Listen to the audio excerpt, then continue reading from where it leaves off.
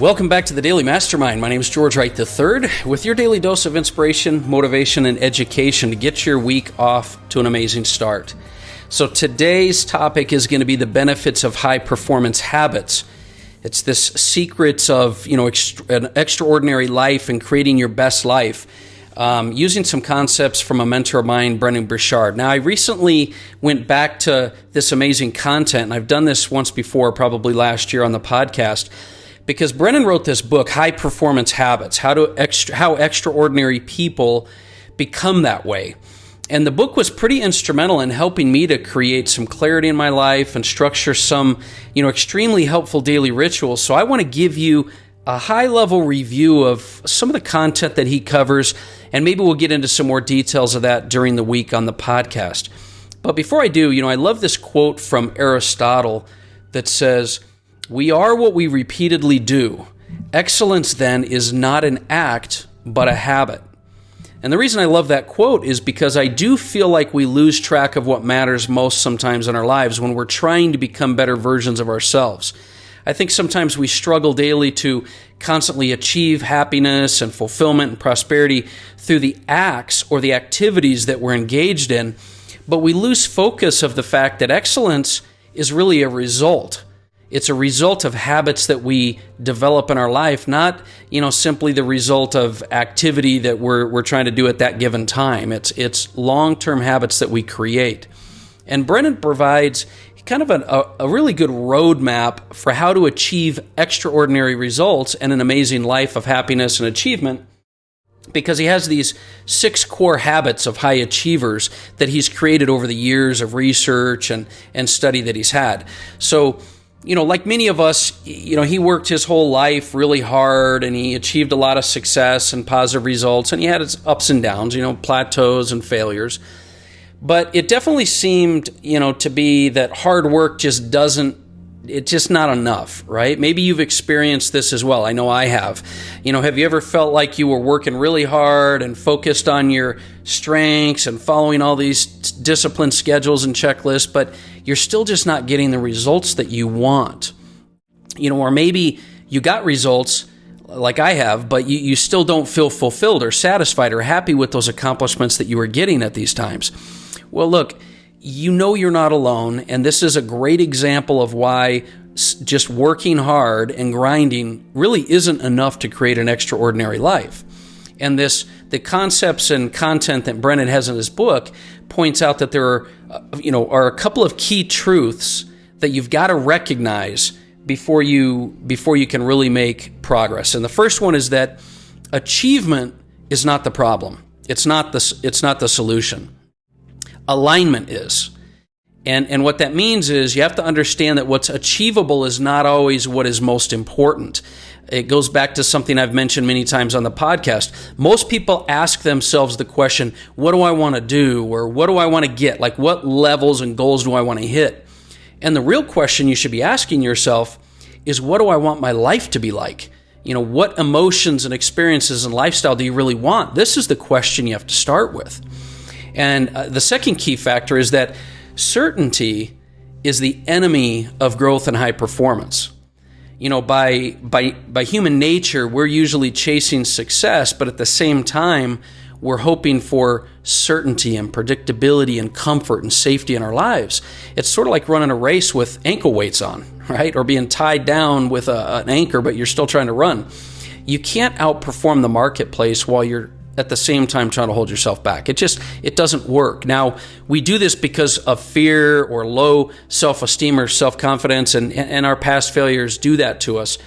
But the truth is you can overcome that, and it's important to learn that success usually will reside in direct proportion to uncertainty or outside your comfort zone. And the third kind of key thing you've got to understand is that technology is not the answer. Our lives today are filled with gadgets and technology and social media and influencers, but we're always convinced that there's an automated way to create success, a simpler, easier, faster, silver bullet, magic pill. But the truth is, nothing will ever replace, the wisdom and discipline of good, solid habits and executing on key principles that are going to create long and lasting success. So these are some things you've got to understand before you get going. But Brendan also points out key characteristics or traits of high performers. And I just want to list those for you. I'm not going to go into detail on them, but I think when you understand and you think about the characteristics of high performance, it'll help you to be more aware of it. So let me just list those out for you. High performers are more successful but less stressed. High performers love challenges and are confident that they will figure them out. High performers are healthier than their peers. Health definitely makes a difference. High performers are happy, and it's because of their focus. High performers are admired. This is a key part of leadership, right? You want to be admired, not just followed. High performers get better grades and achieve higher levels of success. And high performers work passionately regardless of traditional rewards. In other words, they have other things that are driving them. Another characteristic of high performers is that high performers are assertive for the right reasons.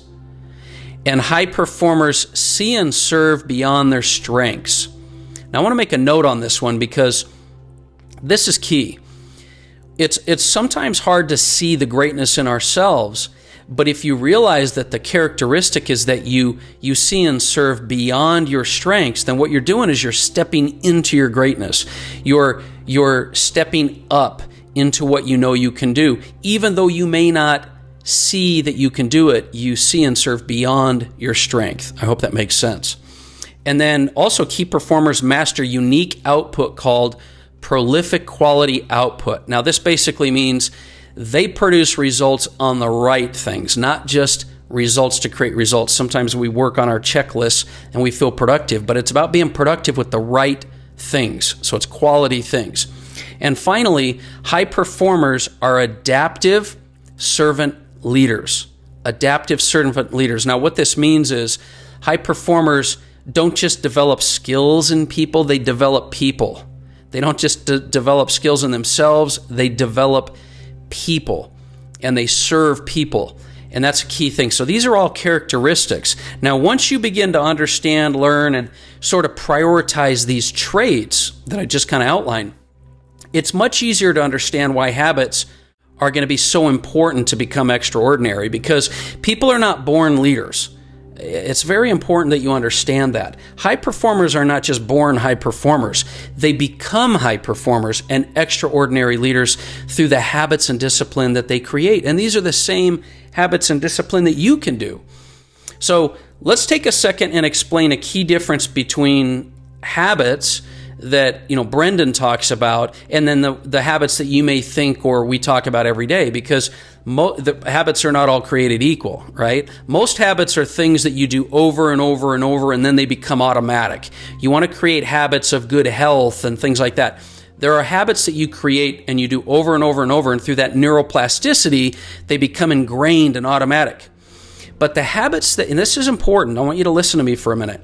There are habits that are needed to become a high achiever that never become automatic. These are habits that will require conscious effort forever. And so you can think of these as more like a checklist, right? And the reason for this is that when you're growing and you're constantly improving and getting to that next level, you have to constantly adapt. And so you have to change with your environment and the new challenges that you face. That's why these habits are not automatic. They're quote unquote deliberate. And they're habits that you have as more of a checklist so that, as Gary Vee would say, you can learn to crush the day, right? Crush the day. So we're not going to go in depth into the habits, but I'm going to give the 6 core habits for you. And then I want to encourage you to study and learn these habits, because these are going to be the key to unlock your greatness. So the first 3 are what are called personal habits. These are things you can do yourself, just yourself, right? The first one is to seek clarity. I really believe most of us simply just aren't clear on what we want and where we're going. And that is the very first and most important habit, your personal habit. Seek clarity. The second one is to generate energy.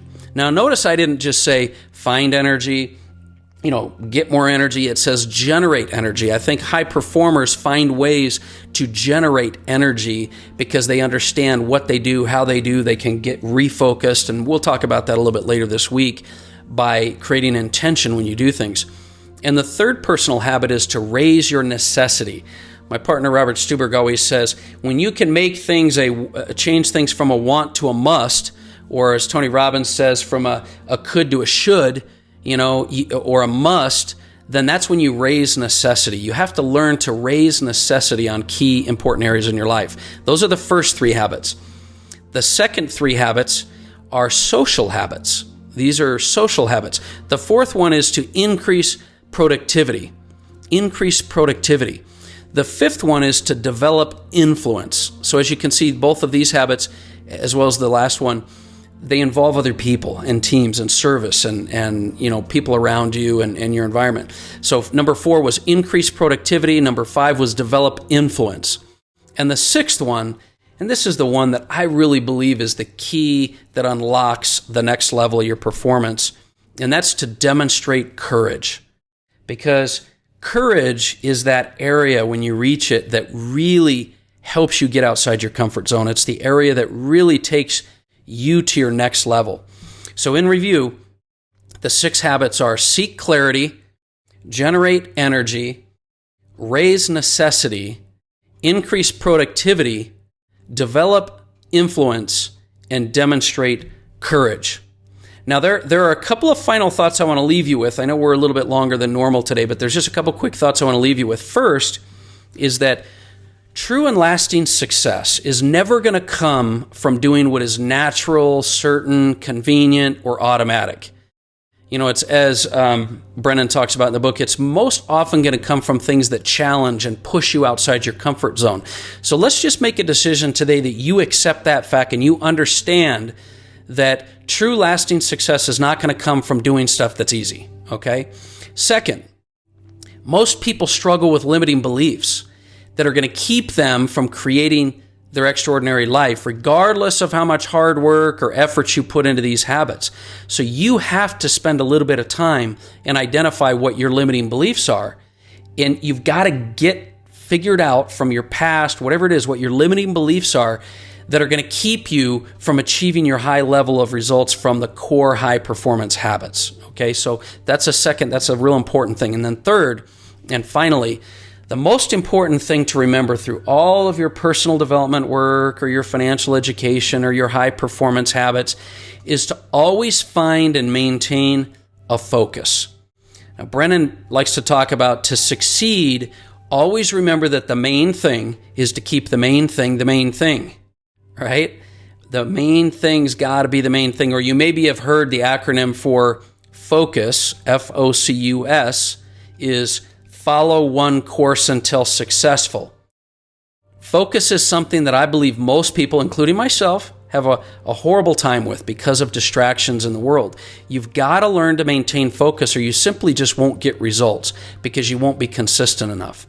So those are just a couple of final thoughts I wanted to leave you with. I hope these principles, these characteristics, these habits are all things that maybe help you, that get you focused on performing at a higher level. They've certainly helped me, and just like in sports, I think it's always important to come back to the fundamentals when you need a boost or you feel like you might be hitting a plateau or you're stuck. And I hope that they're ones that will help you. I hope you have an amazing week this week. I look forward to seeing you throughout the week and talking to you more on the Daily Mastermind podcast. Once again, my name is George Wright III, and this has been the Daily Mastermind. Have a great day.